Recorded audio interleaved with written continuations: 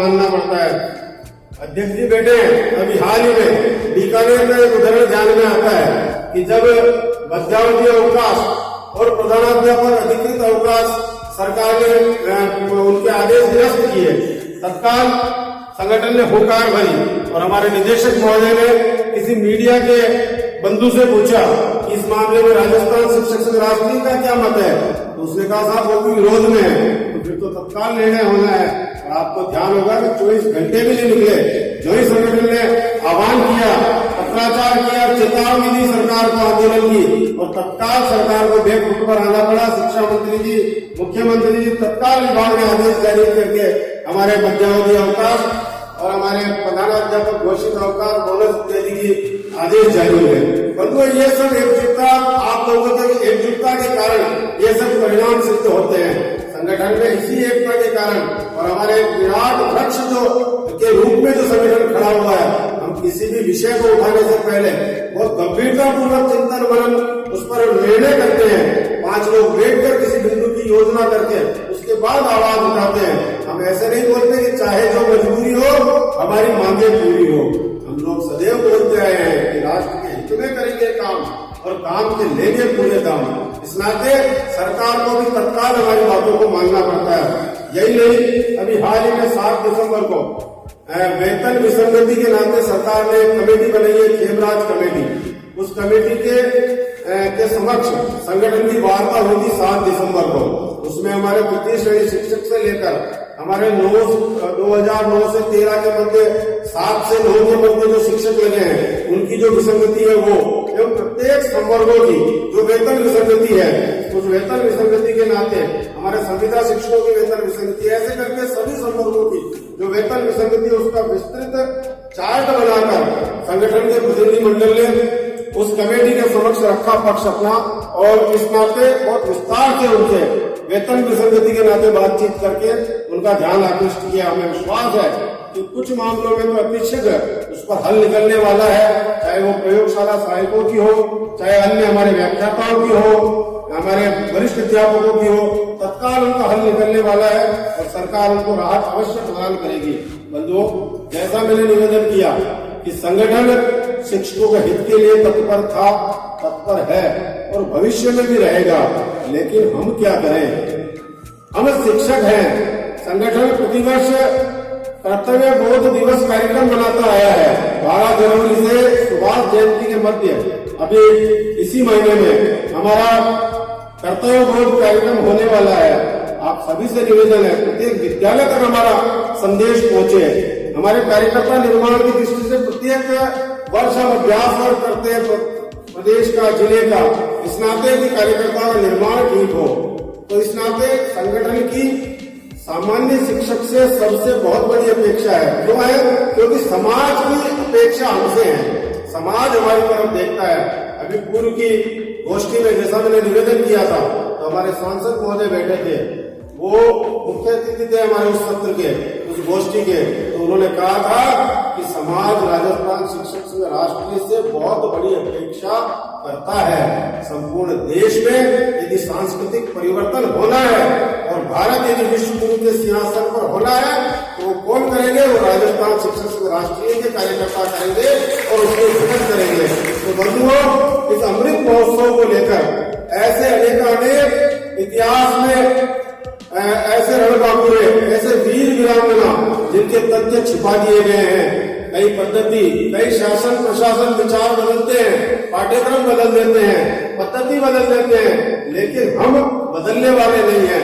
पाठ्यक्रम अपनी जगह है, उस दायित्व का भी निर्वहन करेंगे, लेकिन बालकों को संस्कार युक्त वातावरण मिले, उनको संस्कार युक्त शिक्षा मिले, उनको देश, समाज, राष्ट्र इस नाते क्या करना चाहिए और भारत में कैसे कैसे वीर सपूत हुए थे, उनके उदाहरण और कहानियां और तथ्य निकाल कर आप लाएं और उन बालकों को वो भरें। तब जाकर इस भारत की संस्कृति जिस प्रकार से पवित्र है, कई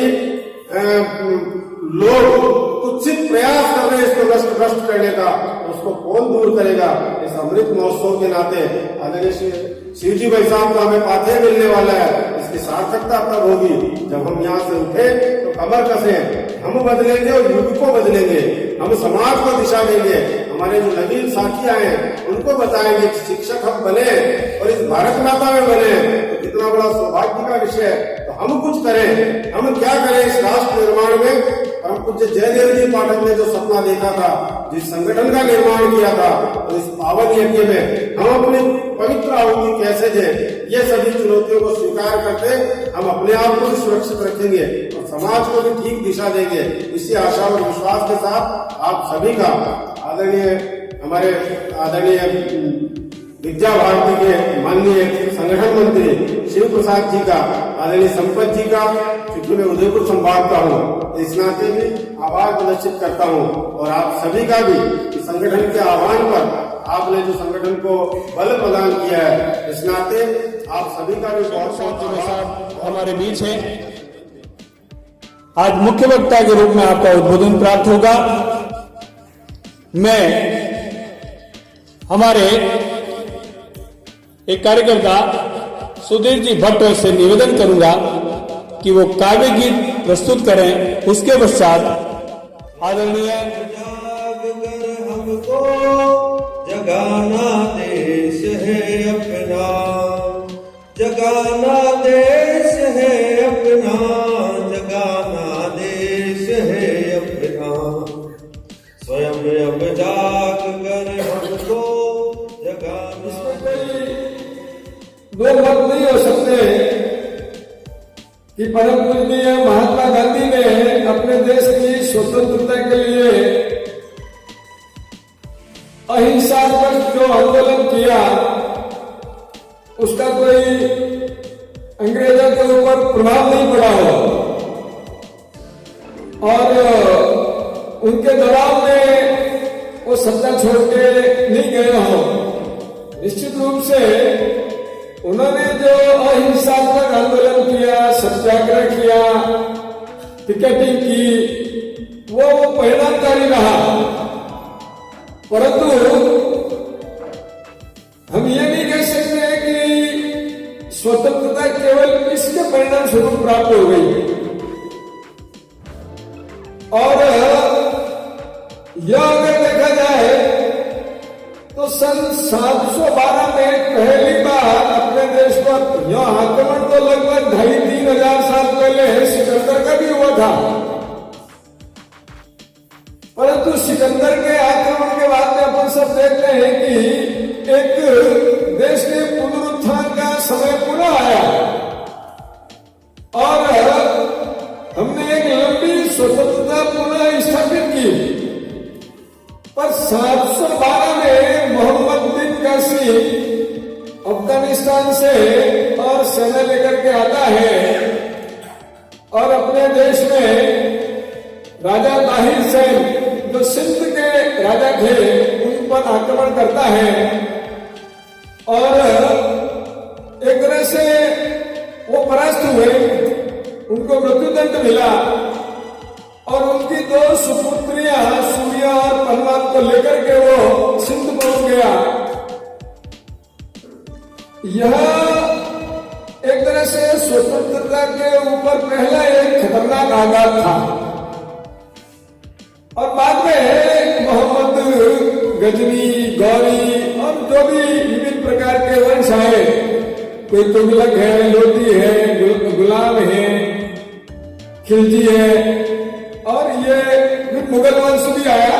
तो ऐसे क्रमशः अपने देश पर आक्रमणों का तांता रहा और 1,000 वर्ष लगभग हम इन आक्रांताओं से विभिन्न मोर्चों पे संघर्ष करते रहे और स्वतंत्रता के लिए हम लड़ते रहे। पूरा देश कभी भी उनके अधीन गुलाम हो गया हो ऐसा एक भी उदाहरण नहीं है। और पूरे देश का हिसाब आप लगा लीजिए, आसाम वाला हिस्सा तो लगभग सदैव संघर्ष करता ही रहा। दक्षिण के अंदर मुगल सल्तनत पूरी कभी कायम हुई नहीं।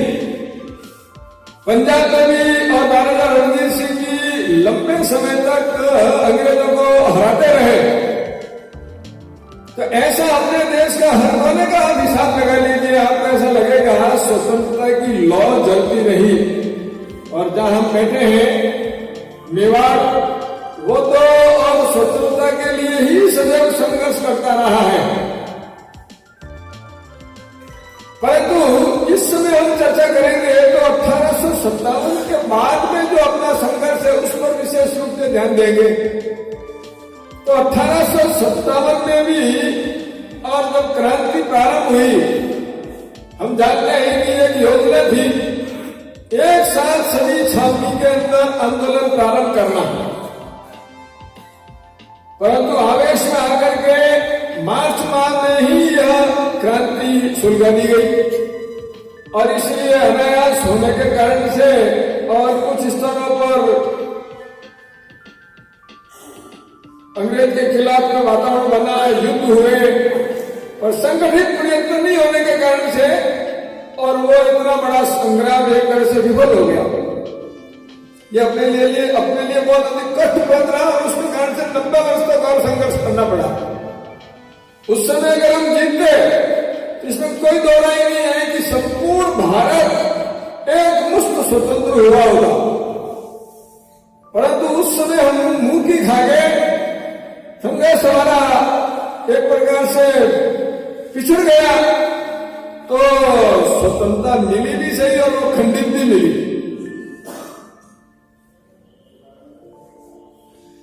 उस समय नाना साहब पेशवा, नाना साहब फडणवीस, महारानी लक्ष्मीबाई, तात्या टोपे, इन लोगों ने जो वातावरण बनाया और जबरदस्त संघर्ष किया, उसके बाद में अनवरत यह संघर्षों की श्रृंखला चलती रही। कई बार चापेकर बंधुओं ने संघर्ष किया है। जलियांवाला बाग कांड हुआ, उसके बाद में उधम सिंह ने लंदन में जाकर के डायर नंबर 2 को गोली मारी। करजन वाइली को 1909 के अंदर 1907 में मदन लाल धिंगरा ने और गोली मारी। वीर सावरकर जी ने अभिनव भारत नाम की संस्था स्थापित की और इंग्लैंड में अनेक भारतीयों को भारतीय स्वतंत्रता संग्राम के लिए प्रेरित किया। हम देखेंगे कि हमारे जनजातीय समाज के बंधु बिरसा मुंडा, जिन्होंने रांची के क्षेत्र के अंदर कितना जबरदस्त संघर्ष किया है उसकी कोई कल्पना नहीं हो सकती। 1875 में उनका जन्म होता है और 1900 के अंदर तो उनका शरीर ही शांत हो गया। इतनी यातनाएं उनको दी गई। सामान्य जनजातीय परिवार में जन्म हुआ उनका और हमें पता है कि बाल्यकाल में पढ़ाई के कारण से उनके माता पिताजी ने उनको अंग्रेज पादरियों को सौंप दिया कि आप पढ़ाइए इनको, और उनका मतांतरण भी हो गया। बाद में वो सनातन धर्म के एक श्रेष्ठ संत के संपर्क में आते हैं छोटी उम्र में और उनको ध्यान होता है कि मैंने ये क्या कर दिया। वो पुनः सनातन धर्म में आते हैं और अंग्रेजी शासन के खिलाफ में लौ जलाई और जो उन्होंने अप्रतिम संघर्ष किया वह स्वर्णाक्षरों में आज भी उल्लेख किया जाता है। और उनके जन्मदिन को तो हम अब जनजातीय गौरव दिवस के रूप में मनाने लगे हैं। हमारे देश के माननीय प्रधानमंत्री जी ने अभी उनके जन्मदिन से और आगे आने वाले समय में हम जनजातीय गौरव दिवस के रूप में मनाएंगे। कई बार तात्या भील हुए जिन्होंने स्वतंत्रता की अद्वितीय अलग जगह। राजस्थान में गोविंद गुरु हुए, हम सब जानते हैं गोविंद गुरु का नाम। मानगढ़ धाम का बलिदान हम भूल नहीं सकते। जब जलियांवाला बाग कांड का नाम आता है तो जलियांवाला बाग कांड के अंदर 1500 लोगों ने बलिदान दिया, 1000 लोगों का बलिदान हुआ। और मानगढ़ धाम के बलिदान की बात आती है तो 1500 और जनजातीय समाज के बंधुओं ने वहां पर बलिदान किया और एक प्रकार से अहिंसक आंदोलन था। उनके हाथ में कोई तीर कमान नहीं थे। केवल और केवल अंग्रेजी राज्य का विरोध करने के लिए और धर्म सेवा करने के लिए वहां इकट्ठे हुए थे पहाड़ी के ऊपर, मानगढ़ धाम की पहाड़ी के ऊपर। और वहां तड़ातड़ गोलियां चलती है। पूरे देश के जनजातीय क्षेत्र में आप घूम लीजिए, चाहे बस्तर ले लीजिए, चाहे आप और पूरा नक्सल प्रभावित क्षेत्र दंतेवाड़ा ले लीजिए, चाहे आजाद हिंद फौज की स्थापना की, क्षमा करिए, यह मूल कार्य तो रास बिहारी बोस ने पहले ही और जापान में जाकर कर लिया था। बाद में सुभाष चंद्र बोस ने उसी आजाद हिंद फौज को और स्वीकार किया, वर्ण किया और बाद में वो उसके मुख्य सेनापति बने। और हिंदुस्तान में आकर के उन्होंने मोइरांग के ऊपर तिरंगा झंडा सबसे पहली बार फहराया और घोषणा की कि मैं भारत के अंदर स्वतंत्रता के लिए और यज्ञ प्रारंभ कर दिया और झंडारोहण कर दिया। ऐसे सुभाष बाबू को इस समय हम नहीं भूल सकते। हम और लोकमान्य तिलक जी को नहीं भूल सकते, जिनका केसरी अखबार आग उगलता था, आग, और उनके उस केसरी अखबार की आग उगलने के परिणाम स्वरूप ही चापेकर बंधुओं ने बलिदान दिया। क्योंकि सम्मानीय तिलक जी ने चापेकर बंधुओं के संदर्भ इन दोनों ने और लखनऊ की असेंबली में, मुख्य असेंबली में जाकर के बम फोड़ा और वहां खड़े आगे नहीं गिरफ्तार हुए और ये कहा कि ये जानबूझ करके बम फोड़ के हम खड़े हैं, अंग्रेजी गहरी सरकार है जो गलत कानून लेके आई है, उसको विड्रॉ नहीं कर रही है, उसके लिए और हमने बम विस्फोट किया है। ऐसे खुदीराम बोस को, प्रफुल्ल चाकी को, कितने क्रांतिकारी बिठूर के पेशवा थे, नाना साहब पेशवा, उनकी बालिका मैना गुरु जी को ले जा सकते हैं आप यहाँ से, तो पुलिस अधिकारी ने उसको धक्का देकर दूर गिरा दिया। कहते वो वापस दौड़ के गई, अंदर जाकर के हंसिया लेके आई और उस रस्सी को काट दिया। बाद में उसको कितना बुरी तरह से पीटा गया, उसकी वही प्राणांत हो गया। इस देश की स्वतंत्रता के लिए मैं विश्वास के साथ कह सकता हूं, चाहे जनजातीय क्षेत्र हो, चाहे सेवा क्षेत्र हो, चाहे प्रतापगढ़ के व्यक्ति ने इस राष्ट्र के स्वातंत्र यज्ञ में अपने प्राणों की आहुति दी है। और इसीलिए ये कहेंगे हम कि स्वतंत्रता और केवल अहिंसात्मक आंदोलन से मिली, तो मैं समझता हूँ इन समस्त बलिदानों को हम भुलाएंगे, उनके साथ न्याय नहीं कर पाएंगे। और तो और जिस दिन स्वतंत्रता की घोषणा होती है 14 अगस्त रात्रि में 12 बजे, मेरा निवेदन है, एक पुस्तक है माननीय शेषाद्री जी की, और देश बन गया, अगर हम पढ़ेंगे तो हमको ध्यान में आएगा किस तरह से और सत्यों पर दृष्टिपात करें तो ध्यान में आता है दुनिया के अन्य किसी भूभाग पर नहीं हुए, जो हुए वो दूत संदेश वाहक ऐसे तो हुए, लेकिन संपूर्ण अवतार नहीं। ऐसे देश के हम नागरिक हैं, ये हमारे लिए गौरव की बात है। और ऐसे देश के नागरिक के साथ साथ हम शिक्षक हैं, यह और भी गौरव की बात है। और शिक्षक के साथ साथ शिक्षक संघ राष्ट्रीय के कार्यकर्ता हैं, मैं समझता हूं यह हमारे लिए बहुत ही गौरव की बात है। इसलिए ये प्रश्न हमारे सामने आते ही हैं। ये जो यक्ष प्रश्न आदरणीय शिव प्रसाद जी भाई साहब ने अपने इस बौद्धिक में हमारे समक्ष प्रस्तुत किया है कि आर्यावर्त से चलते हुए ये भारत बनते हुए कभी ये देश इंडिया बन गया, ये पूरा चित्र आपने हमारे सामने। दूसरा पक्ष आपने सांस्कृतिक मूल्यों का रखा, सांस्कृतिक विकास का रखा, मानवीय और राष्ट्रीय मूल्यों का रखा।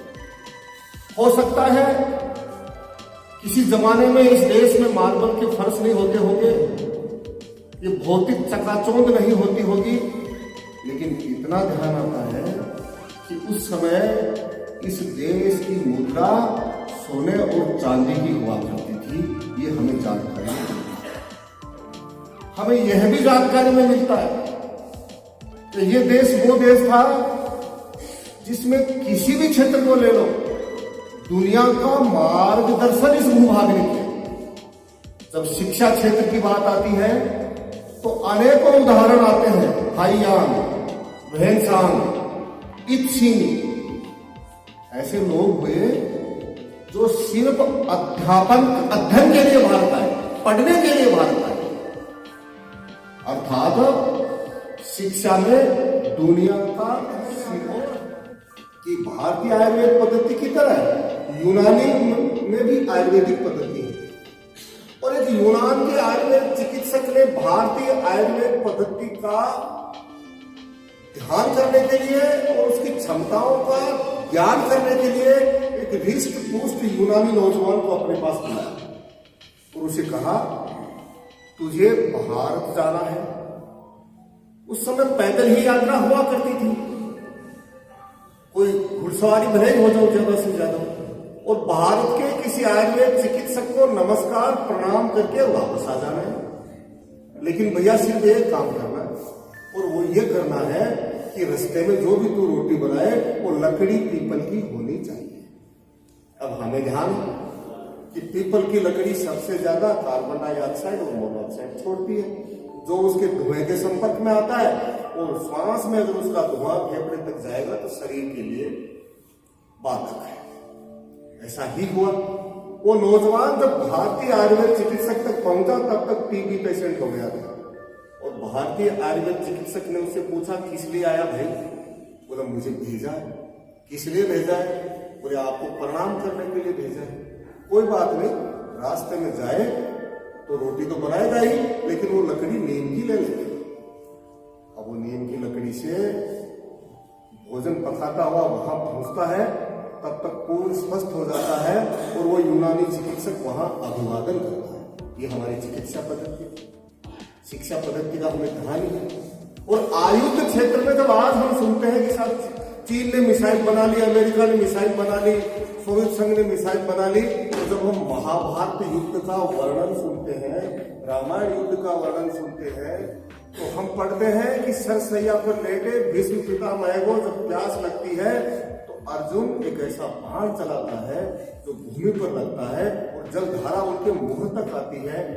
ठीक है, उस समय उनको संबोधन जो था उसका तीर हो सकता है, कमान हो सकता है, लेकिन क्या वह प्रक्षेपास्त्र नहीं थी? यदि राइट ब्रदर्स ने हवाई जहाज की खोज की तो फिर रामायण युद्ध में जो पुष्पक विमान का वर्णन आता है वो क्या था?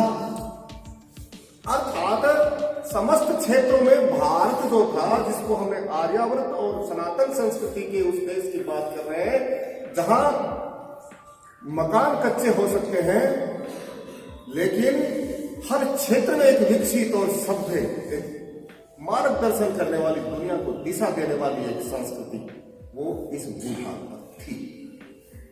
तो